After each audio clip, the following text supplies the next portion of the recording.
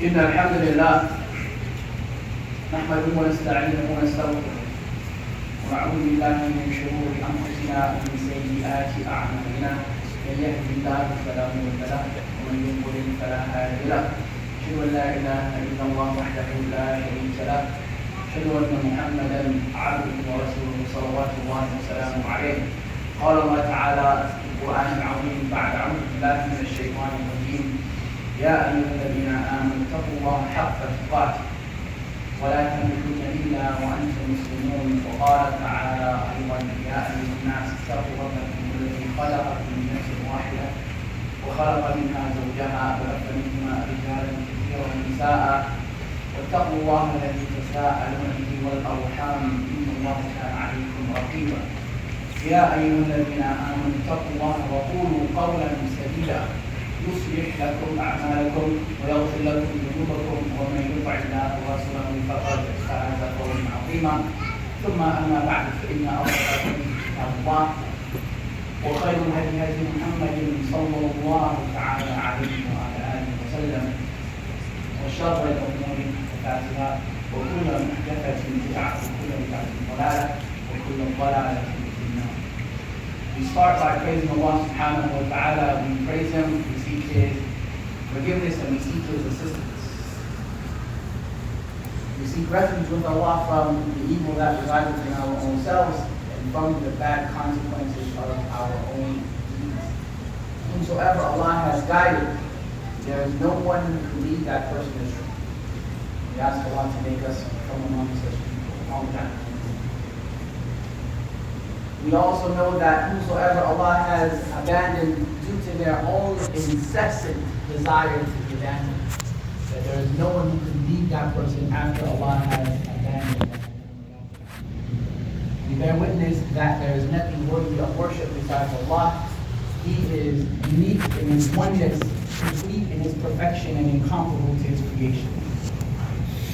We further bear witness that Muhammad sallallahu alaihi wasallam is His last and final messenger. After him, there will be no more. As to what follows, I wanted to just remind us of a few ayat in Surah Al-Baqarah. And I think that a lot of these ayat need to be talked about, especially during these times of tests and fitan, ibtila, and all these different things that are coming our way, locally, nationally, and internationally. Allah has said to us after we say, أعوذ بالله من الشيطان الرجيم وَلَنَبْلُوَنَّكُمْ بِشَيْءٍ مِنَ الْخَوْفِ وَالْجُوعِ وَنَقْصٍ مِنَ الْأَمْوَالِ وَالْأَنفُسِ وَالثَّمَرَاتِ وَبَشِّرِ الصَّابِرِينَ الَّذِينَ إِذَا أَصَابَتْهُم مُّصِيبَةٌ قَالُوا إِنَّا لِلَّهِ وَإِنَّا إِلَيْهِ راجعون. أولئك عليهم صلوات من ورحمة وأولئك هم المهتدون. That Allah has tested us. وَلَنَبْلُوَنَّكُمْ بِشَيْءٍ, certain things. And Allah didn't mention all of the tests for us, but He mentioned some of the major ones. Khawf, fear. And if you brothers and sisters know what fear is, and some of us do know, we've been through a lot, and Allah knows your story better than I ever could, and actually Allah knows it better than you because He knows the ending of it. Fear is something that is very real. But how do we deal with that? Because if you see brothers in court, and unlike a lot of the imams in the city, we've actually been to court with brothers when they've been on trial. You will see fear with them on that day. When the crown, their majesty, is about to decide if this person is guilty or not guilty. Now, just because they decide that doesn't necessarily mean it is so, but you will see the fear and the quiet in that courtroom on that day. How are we dealing with the fear of the people versus the fear of Allah? Because you will prepare yourself because of that fear. You'll get the proper lawyer that you need. You'll spend $50,000 on lawyers if qualify for legal aid. You'll stay up all night long and prepare yourself and mentally prepare yourself. You'll magically start to pray. Right? MashaAllah. You'll magically start to be able to donate things. It'll be all of a sudden this fear that you have of the people. When actually, if you fear Allah, then these things are really inconsequential because they can't destroy your akhirah. They may be able to, in some way, by the permission of Allah, incapacitate you in this life, but they can't destroy your akhirah. But we get magically, excited when it comes to fearing the people. But do we fear Allah like that? Perhaps if we did fear Allah properly, we may not have ended up in that situation. We might have as well, and Allah knows that. But perhaps if we feared Allah all the time, in the same way and more so than we fear the people, then everything would be better for us. So we misplace fear. We fear the people the same way that we should be fearing Allah. For example, we tell you every week about parking properly, and you don't care until somebody comes with a tow truck and removes your car from there. Then all of a sudden the masjid is zalim and the people are oppressive and they're fasiqeen and they're what. Meanwhile, you've been parking that way and blocking people for years without any kind of repercussion. But all of a sudden now you get afraid because you have to, now you have to go and take your car out of the impound and pay lots of money. When Allah tells you, إِنَّ الَّذِينَ فَتَنُوا الْمُؤْمِنِينَ وَالْمُؤْمِنَاتِ ثُمَّ لَمْ يَتُوبُوا فَلَهُمْ عَذَابُ جَهَنَّمَ وَلَهُمْ عَذَابُ الْحَرِيقِ. When you bring something to the believer that's harmful for him, so you block him, he gets late for his job and loses his job. That's you. You did that because you don't know how to park properly. But you fear the people more than you fear Allah. Right? This idea of fitting in has become an issue now. We do things out of fear. Hope. Allah is testing us with that. Joy. But also I wanted to point out, things are also known by their opposite. So how are you when you're safe? Do we become like the people of Musa? When they were afraid of Pharaoh and they were afraid to cross the Red Sea, when they got there, how did they behave? They were safe now. They wanted gods like the people had gods. When we're afraid in our places, in our situations, once that fear has been lifted, how do we behave? If fear is a test, then safety is also a test. With joy, hunger, how do we behave when we're hungry? Do we just want to do anything and earn any food any way, by any means necessary, halal, haram, or otherwise? And then once we are full, how do we behave? I don't care about those people, I ate. نقص من أموال وأنفسهم ثمرات. When the loss of wealth happens to us, how do we behave? Do we get all upset, make kufr statements? Remember there was a video that was on a movie that was playing years ago. It was actual, where America bombed Iraq. And there was one old lady saying, Aynak ya Allah. Do we say things like that? Or are we patient? Because I'm going to get to that, inshallah. When the loss of wealth makes us say ridiculous, Allah doesn't love me anymore.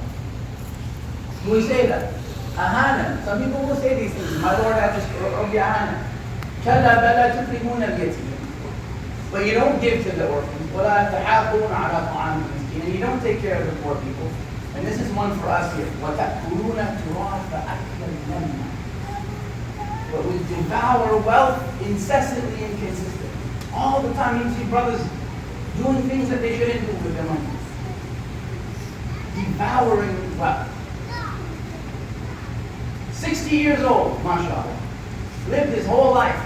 Now he has to buy a house with a 20-year mortgage. Really? وَتَأْكُلُونَ التُّرَاثَ أَكْلًا لَمًّا وَتُحِبُّونَ الْمَالَ حُبًّا جَمًّا. We collect money and collect it. And then we wonder why these things happen to us. The loss of wealth is a test for us. But the acclamation of wealth is also a test for us as well. When you get the fruits of your labor, When that's destroyed, it's a test for you. You work so hard at building something, and you build it over a year, mashallah, and you think it's very important. And maybe it is. But then for some reason, Allah takes it away from you. It's a test for you. Huge test. But then if it's built to fruition and becomes prosperous, this is also a test for you. How do you behave either way? وَبَشِّرِ الصَّابِرِينَ. Give glad tidings to those who are patient. Patience is important during all of these things. Because if you're not patient with what you don't have, you will not be patient once you have. And the opposite is also true. If you're not patient when you have, you will not be patient when you don't. Patience is crucial in all these situations. When the loss of a child is detrimental to you and you feel it here. When you're given a child, how do we deal with these children? How do we deal with them? Are we taking care of them properly? Do we have programs that nurture them and take care of them and teach them? Are we as parents teaching them? Don't get upset when it comes to stuff like that, especially if it's our fault, because we tend to think that it's society's fault. But in the house, you are the society. If you're buying your 7-year-old an iPhone 8 Plus for $1,500, that's not society doing that. If you give your 12-year-old unlimited and unmonitored access to the internet, that's not society doing that. So the loss of life is a test, and Allah mentions it. But when you've been given a life, it is a test as well. When you get married, it's a test for you. Just like when you're single, it's a test for you. Brothers will pray to Allah about how they need to get married, mashallah. They need a wife and 2 and 3 and 4. They ain't got one yet, living at home, but he wants all these people under him. But then when it comes, he doesn't know how to be a man properly because he hasn't seen men function. The sister, the same way. You've been raised on Netflix and YouTube. You want a husband, but you don't know how to take care of him. Not having is a test, and having is also a test. Allah said, especially Islamic. And Allah describes them to us, just in case we don't know them and how to recognize them.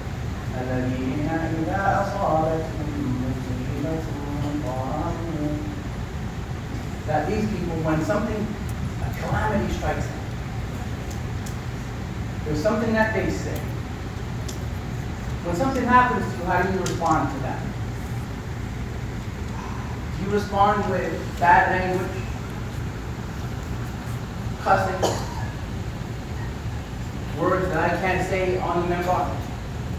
Do you respond by making statements of kufr?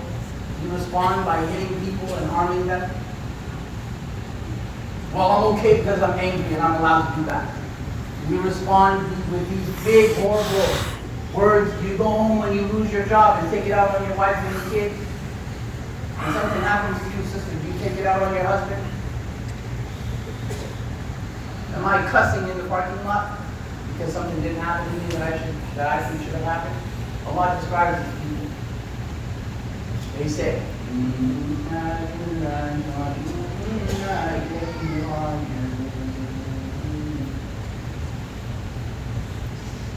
everything that you have and everything that you are is owned by someone. Whether you like it or not, whether I like it or not, everything that I am and everything that I have belongs to someone. Inna billah. Whether we believe in Allah or not, everything that you are, everything that you build, everything that you have, everything that you will have, that you don't even know about belongs to Allah. So if this is the answer of these people, then really tests are what they are. Some of them may seem bad and some of them may seem good, but all of them are beneficial to us if we handle them properly. الذين إذا أصابتهم مصيبة قالوا إنا لله وإنا إليه راجعون. That we belong to Allah, we came from Allah, and we will be brought right back to Him again. Because everything in this dunya, everything that is created anyway, Whether it's outside of this dunya or not, everything that is belongs to Allah. Because the Quran isn't created and it belongs to Allah as well. So everything that is, whether it has been revealed or has been created, belongs to Al-Wahid Al-Qahhar. So when something happens to us, inna lillahi wa inna ilayhi raji'un. We don't need to flip out, we don't need to rail up on social media, we don't need to go and act up and be violent with people and aggressive and obnoxious. Yes, if your rights are to be had, go get those rights. But first and foremost, remember that Allah, everything that you are and everything that you ever will be and have belongs to someone else. And that is Allah subhanahu wa ta'ala. You are given this dunya as a loan. And you are lent to this dunya yourself. You are alone given to this dunya. Yourself, your literal body, soul, mind, heart is on loan to this dunya. And this dunya is on loan to you. الذين إذا أصابتهم مصيبة قالوا إنا لله وإنا إليه راجعون. يقول قولي هذا واستغفر الله لي ولكم ونسأل الله تعالى التوفيق والسلام.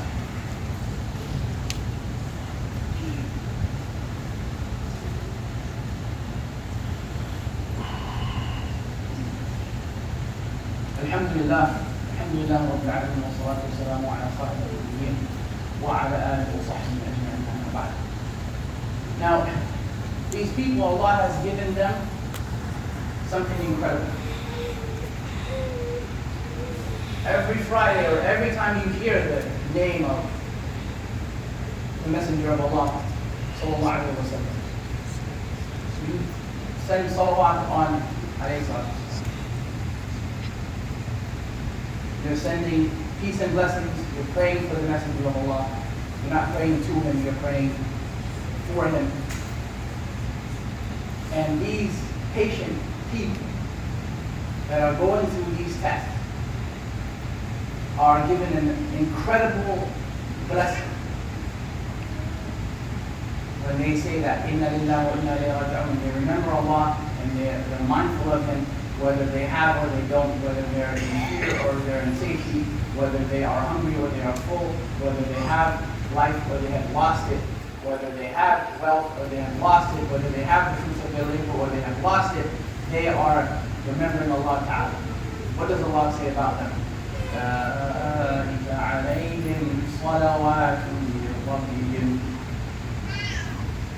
These are the people, on them is salawat. Blessing. You said salawatullah salamu alayhi ala rasulillah. You say that. When you say inna lillahi wa inna ilayhi raji'un, imagine Allah is sending salawat to you. Salawat min rabbihim wa rahmah. What else do you want? What else could you possibly, really, you say it and it's easy to say. Sallallahu alayhi wa sallam. To Muhammad sallallahu alayhi wa sallam. You say it. You can even make it more colorful and say, Salawat Rabbi wa sallam. You can say all these different things. Salawat al-Rahman wa alayhi. All these different colorful and cool ways of sending salawat on Muhammad sallallahu alayhi wa sallam. As long as he did it, or the companions did it, we can do it. But we say it so easily, don't we? Alayhi salatu wa salam. We say it.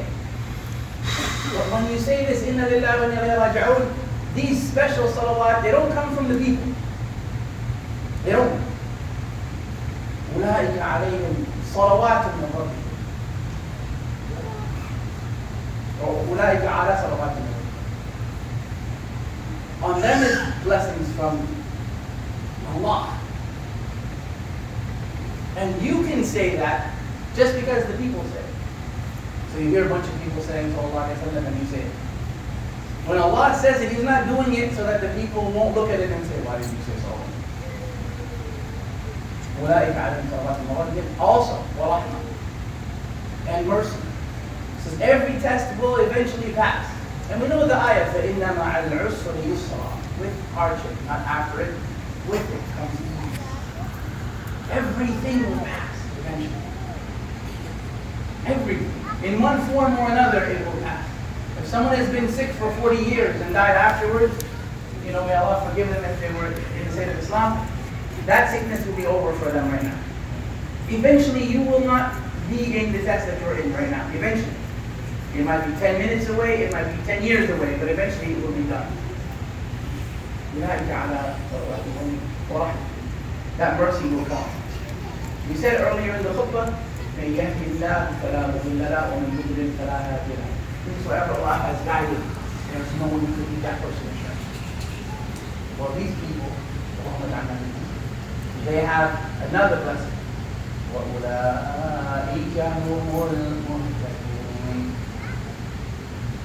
These people are guided. You all want to be guided. That's why you're here. You could have been anywhere else. You could have been on your way to the Kawartha. It's Friday, it's nice outside. It's the weekend. People are going to go to their cottages because they worked hard all week. They're going to go to their cottages and get inebriated, completely intoxicated, so that they could come back Monday with a pounding headache and do the same thing all over again. You're here to get an iman boost because you want to be from al-muhtadi, the guided people. When something happens to you, you remember Allah, inshallah, right away, then hopefully you're going to be among them. May Allah allow us to remember Him during difficult times and during good times. It's so important, really. Because you're going through a lot. You have people, and I don't have to go into it, but I want to try to give you the cure. You know your life better than me, and I know my life better than you. We're all going through stuff. All of us. Remember Allah during that. Very easy to say. If you need help learning it, inshallah, we're going to teach you afterwards.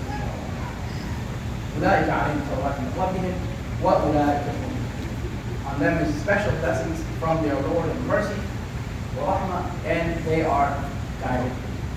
إن الله وملائكته يصلون يا أيها الذين آمنوا صلوا عليه وسلموا تسليما اللهم صل على محمد وعلى آل محمد كما صليت على إبراهيم وعلى آل إبراهيم بارك على محمد وعلى آل محمد كما باركت على إبراهيم وعلى آل إبراهيم في العالمين اللهم إنا نسألك بأسمائك الحسنى وصفاتك العلى اغفر لنا ذنوبنا وكفر عنا سيئاتنا وتوفنا مع الابرار يا عبد يا قهار قوموا الى صلاتكم